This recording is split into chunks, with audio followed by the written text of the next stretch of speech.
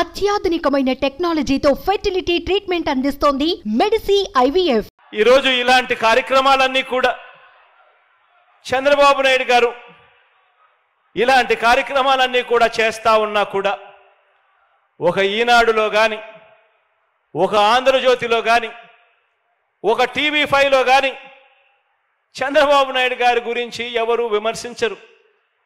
ఇటువంటి దారుణమైన రాజకీయాలు ఈ పెద్ద మనిషి చేస్తా ఉన్నా కూడా ఈనాడు, ఆంధ్రజ్యోతి, టీవీ5 అబద్ధాల కథనాలు రాయిస్తారు, మోసపూరిత డిబేట్లు చేయిస్తారు. ఆ టీవీ ఛానళ్లలో, ఆ పేపర్లలో కథలుగా అబద్ధాలు రాస్తారు.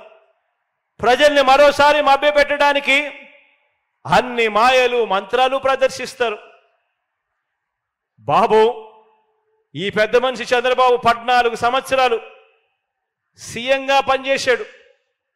14 సంవత్సరాలు ఈ పెద్ద మనిషి సీఎంగా పనిచేశాడు. ఇదే పెద్ద మనిషి 14 సంవత్సరాలు సీఎంగా పనిచేసిన ఈ పెద్ద మనిషి, నేను అడుగుతా ఉన్నా, నీ పేరు చెబితే ప్రజలకు, పేదలకు గుర్తుకొచ్చే ఒక్క మంచైనా ఉందా, గుర్తుకొచ్చే ఒక్క స్కీమ్ అయినా ఉందా అని చెప్పి అడుగుతా ఉన్నాను. రెండు చేతులు పైకెత్తి ఇలా ఇలా ఇలా ఇలా ఇలా ఇలా ఇలా ఇలా ఇలా ఇలా ఇలా ఇలా.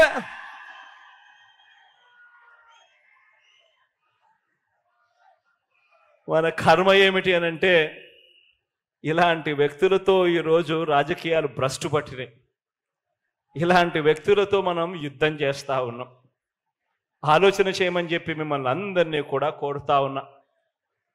ఇదే పెద్ద మనిషి చంద్రబాబు నాయుడు గారిని నేను ఇవన్నీ ఆయన అడిగితే నన్ను సవాల్ చేస్తావా అంటాడే తప్ప ఇంటింటికి ఫలానా మంచి చేశాను అని మాత్రం చెప్పడు.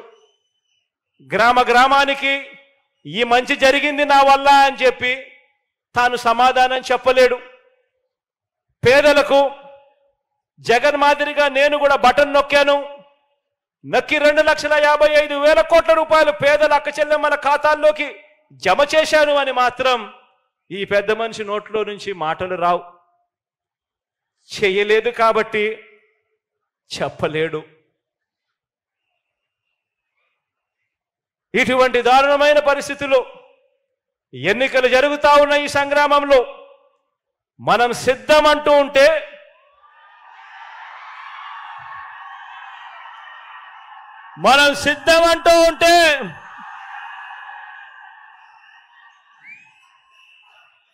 మరో వంక బాబు భార్య మా ఆయన సిద్ధంగా లేడు అంటోంది.